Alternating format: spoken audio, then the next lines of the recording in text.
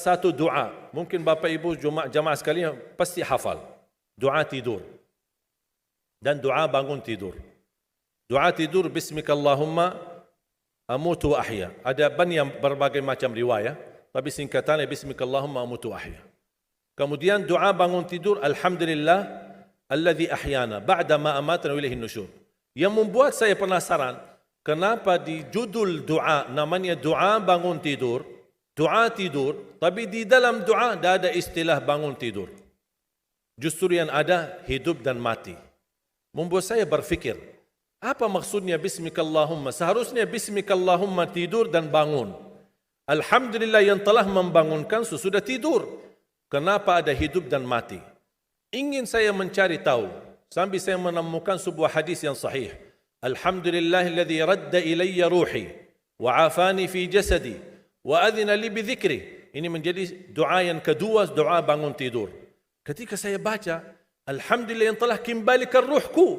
Berarti ruh kita di mana saat tidur? Wa afiat di jasadku. Dan diizinkan untuk bisa mengingat Allah Subhanahu wa ta'ala. Membuat saya tambah penasaran. Kenapa di saat tidur Allah sebutkan kata hidup dan mati, bukan kata bangun dan tidur. Membuat saya jari dan gali tahu, mencari tahu, tidak menemukan hadis-hadis yang bisa menjawab penasaran saya. Subhanallah, ketika saya membaca Al-Quran, seperti biasa baca. Setiap hari baca, menyediakan waktu, kadang 1 juz, kadang 2 juz. Pas sampai saya di surah Az-Zumar. Surah 39 ayat 42. Allahu yatawaffal anfusa hina mautiha, wallati lam tamut fi manamiha. Fayumsiku allati qada alaiha al-maut. ويرسل الأخرى إلى أجل مسمى إن في ذلك لآيات لقوم يتفكرون. Saya langsung sujud syukur. Saya berkata, itulah jawabannya. Allahu yatawaffal anfusa. 2 kali Allah memegang nyawa kita. 1 saat kita meninggal dunia. 2 saat kita tidur belum meninggal dunia. Allahu yatawaffal anfusa hina mautiha, ketika tidur mati, sudah meninggal dunia. Nyawa kita dimegang oleh Allah SWT. Allahu yatawaffal anfusa hina mautiha, wallati lam tamut fi manamiha. Dan Allah memegang nyawa seorang ketika dia tidur tapi belum mati. Kalau soal sudah dimegang nyawanya ketika mati sudah selesai. Tapi Allah jelaskan lebih detail lagi. Persoalan megang nyawa seorang ketika tidur belum mati. Fayumsiku allati qada 'alaiha al-maut. Allah Subhanahu wa taala menahan nyawa yang sudah ditetapkan oleh Allah kematiannya. Makanya ada orang ketika bangunnya subuh sudah meninggal dunia. Ternyata dia termasuk fayumsiku allati qada 'alaiha al-maut. Wa yursilul ukhra, tahap yang kedua, wa yursilul ukhra ila ajalin musamma, yang belum ditetapkan kematian, Allah kembalikan nyawanya untuk di waktu yang ditentukan dan ditetapkan oleh Allah Subhanahu wa taala. Itu beristiwa setiap malam Bapak Ibu. Dimegang nyawa kita dan dilepas. Bisa jadi ketika dimegang dipertahankan, tidak dilepas. Ini beristiwa menghadapi proses kematian setiap malam ketika tidur. Inna fi dzalika laayatil liqaumin yatafakkarun. Mana orang yang berfikir, itu tanda kebesaran Allah bagi kaum yang berfikir. Ketika saya baca buku-buku doa, ternyata saya menemukan doa yang hampir sama mentakwilkan ayat ini, tapi menjadi bentuk sebuah doa yang cukup panjang, tapi sangat indah. Apalagi kalau bisa kita menikmati dan menghayati isinya. Menjadi salah satu doa tidur. Tadi doa tidur ada 1 kan? Bismikallahumma amutu wa ahya. Doa bangun tidur ada 2. Alhamdulillahilladzi ahyana ba'da ma amatana wa ilaihin nusyur. Itu umum. Ada 1 lagi, Alhamdulillahilladzi radda ilayya ruhi wa afani fi jasadi wa adhina li bi dhikri. Terus saya menemukan doa, ternyata doa tidur ada 2. Selain Bismikallahumma amutu wa ahya, ada Bismika Rabbi wada'tu jambi. Dengan namamu ya Allah aku berbaring. Wa bika arfa'hu, dengan namamu aku angkat. Fa in amsakta nafsi, ya Allah, kalau nyawaku dipertahankan malam ini, farhamha, rahmatilah ya Allah. Wa in arsaltaha fahfadha, kalau dilepaskan nyawaku, jagalah diriku sebagaimana terjaga dirinya hamba-hamba yang saleh. Ketika saya baca dan setiap malam bisa merasakan, Bismika Rabbi wada'tu jambi wa bika arfa'hu fa in amsakta nafsi farhamha. Ketika saya baca fa in amsakta nafsi farhamha, saya bisa merasakan ketika Allah wafatkan saya malam itu. Dan saya sangat memohon, rahmatilah aku ya Allah. Ketika saya sendirian saat dimandikan, saat saya sendirian saat saya dikuburkan, saya sendirian saat disalati, saya sendirian saat dihisab, saya sendirian saat menghadapi munkar nakir, saya sendirian saat mereka mengucapkan man rabbuka, ma dinuka, man nabiyuka. Kalau bukan rahmatmu ya Allah, saya tidak akan bisa apa-apa. Saya tidak bisa nyaman, saya tidak bisa selamat, saya tidak bisa bahagia. Bagaimana kuburan yang sempit dan gelap bisa menjadi kun fayakun rawdatum min riyadil jannah, taman dari taman surga. Bahkan Allah tunjukkan posisi kita di surga. Makanya seorang hamba yang bisa melihat posisinya di surga, dia berteriak, Ya Allah, aqimis sa'ah, segerakanlah datangnya hari kiamat. Sebaliknya orang-orang yang na'udzubillah, ketika disempitkan kuburannya, bertambah gelap, bertambah hitam, belum lagi turun azab, ditunjukkan posisinya di neraka di sampingnya, dan dia berteriak, Ya Allah, la tuqimis sa'ah, janganlah terjadi hari, apalagi akan disiksa nanti di hari kiamat.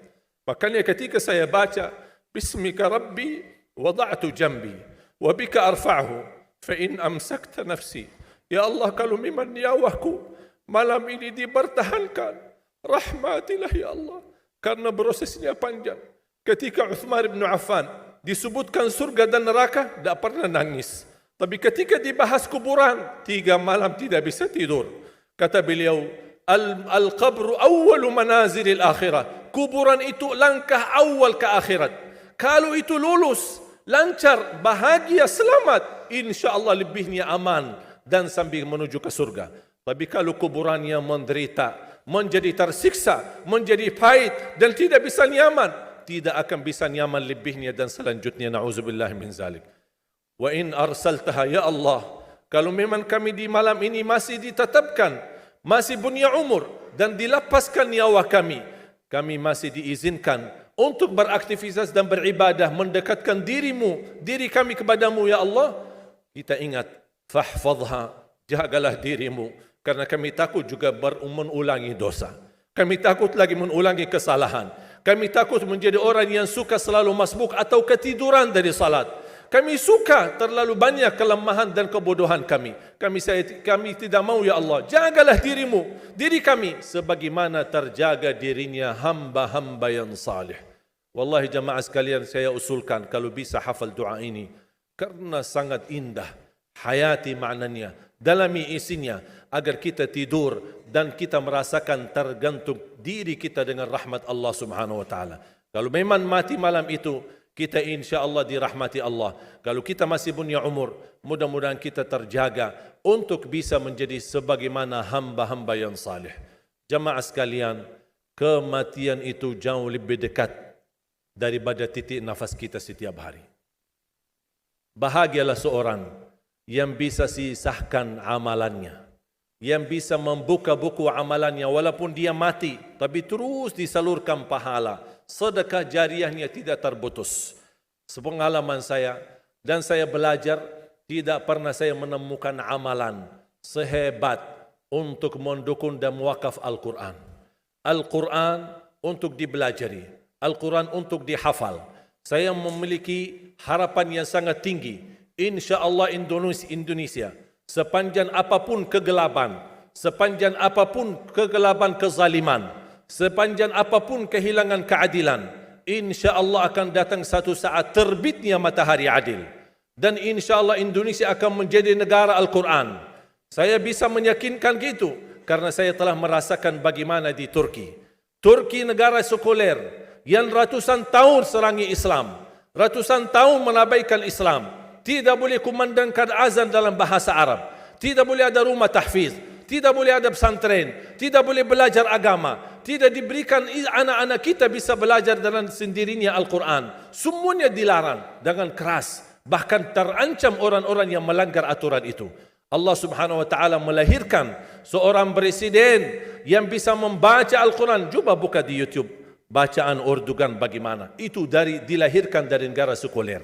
Saya bisa meyakinkan insya-Allah 1 juta menghafal Al-Quran. Dan bapa ibu mudah-mudahan masih punya umur akan mendengar pengumuman besar. Imam besar salat Idul Fitri dan Idul Adha sekaligus khatib adalah Presiden Republik Indonesia menghafal Al-Quran. Itu yang saya yakini. Dan saya tidak pernah merasa lelah. Dan saya selalu berkata sama istri, kalau saya mati itu pun karena saya bersama Al-Quran. Wallahi jamaah sekalian, yang bersama Al-Quran tidak akan merugi. Berkah rizkinya, berkah umurnya, terjamin kebahagiaan. Allah Subhanahu wa taala hanya minta satu, berkenan bersama Al-Quran di dunia. Apa yang kita dapat? Apa yang akan dibalas? Akan Al-Quran temani kita di dunia. Akan temani kita saat sakratul maut. Akan temani kita di kuburan membela kita. Akan menemani kita saat kita dibangkit oleh Allah. Akan menemani kita saat hisab. Akan menemani kita saat berjalan di atas sirat yang sangat tipis dan panjang, bahkan tajam jalanannya. Begitu sampai ke surga, apakah Al-Quran melepas? Tidak akan melepas. Al-Quran masih berkenan, padahal kita hanya cuma sekali berteman sama Al-Quran di dunia. Dia begitu luar biasa panjangnya bertemanan sama kita sampai ke surga. Bahkan akan temani kita masuk surga. Sebagaimana bersabda SAW, yuqalu liqari'il Quran, ahlul Quran di dunia yang kesibukannya baca, kesibukannya hafal, tidak membuangkan waktu sia-sia, selalu bersama Al-Quran. Allah suruh dia, bacalah dalam surgamu, naik derajatmu. Baca, naik lagi. Tambah lagi baca, naik lagi. Sampai di posisi mana pun anda berhenti baca, disitulah posisimu di dalam surga. Bagaimana kata Siti Aisyah di riwayat Imam Muslim, jumlah tingkatan-tingkatan dalam surga Allah sesuai jumlah ayat Al-Quran. Oleh karena itu tidak ada yang lebih tinggi di dalam surga Allah daripada Ahlul Quran. Cukuplah bahagia Ahlul Quran ketika di hari kiamat dipanggil. Semua manusia dibangkitkan oleh Allah. Malaikat memberikan pengumuman. Mana Ahlul Quran? Berdiri, rapat, berdekatan. Mereka maju. Mau bawa kami ke mana? Kalian terpilih menjadi orang yang terdekat sama Allah. Karena Ahlul Quran adalah keluarga Allah Subhanahu wa ta'ala. Bukan hanya kita sendiri yang mendapatkan anugerahnya dan manfaatnya. Semua keluarga kita, termasuk orang tua kita dan orang yang ada di sekitar kita. Makanya jemaah sekalian, kalau anda gagal penghafal Al-Quran, anakmu pun gagal penghafal Al-Quran, jangan sisahkan walaupun saham menjadi saksi baik di hadapan Allah. Ya Allah, saya belum hafal, anakku gagal penghafal Quran, tapi insya Allah hartaku, usahaku, pikiranku, tenagaku bisa terus memperjuangkan Al-Quran. Apa saja, ya Allah, insya Allah menjadi saksi baik. Dan nanti di hari kiamat, insya Allah kita bersama Ahlul Quran mendapatkan syafaatnya Al-Quran di hari kiamat.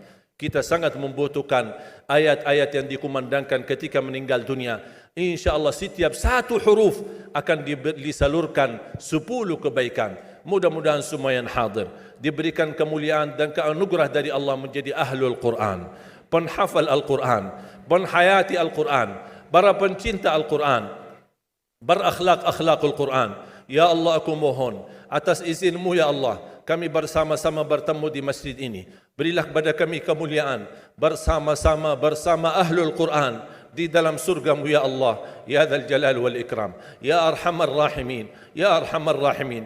Anugerahlah kepada kami anak dan keturunan penghafal Al-Quran, anak dan cucu penghafal Al-Quran yang mampu menjaga nama baik keluarga kami, yang mampu membanggakan kami di hadapan-Mu hari kiamat, yang mampu menhadiahkan mahkota untuk kedua orang tua kami. Birahmatika ya Arhamar Rahimin. Ya Allah, maafkan kalau kami tidak berhasil menjadi penghafal Al-Quran. Tapi ya Allah, kami kurbankan nyawa kami, harta kami, usia kami, tenaga kami, pemikiran kami, ilmu kami untuk Al-Quran, agar Indonesia ke depan menjadi negara Al-Quran, agar Indonesia menjadi contoh terbaik untuk mata dunia, agar bisa kita melahirkan. Karena saya meyakinkan ya Allah, dan kami semua meyakinkan, terjamin masa depan Indonesia baldatun tayyibatun wa rabbun ghafur kalau selalu bersama Al-Quran. Ighfir lana wa liwalidina wa li jami'il muslimina wal muslimat wal mu'minina wal mu'minat al ahya'i minhum wal amwat. Rabbana atina fid dunya hasanah wa fil akhirati hasanah wa qina adzaban nar. Wa sallallahu ala sayyidina wa nabiyyina Muhammad wa ala alihi wa sahbihi wa baraka wa sallam. Walhamdulillahi rabbil alamin.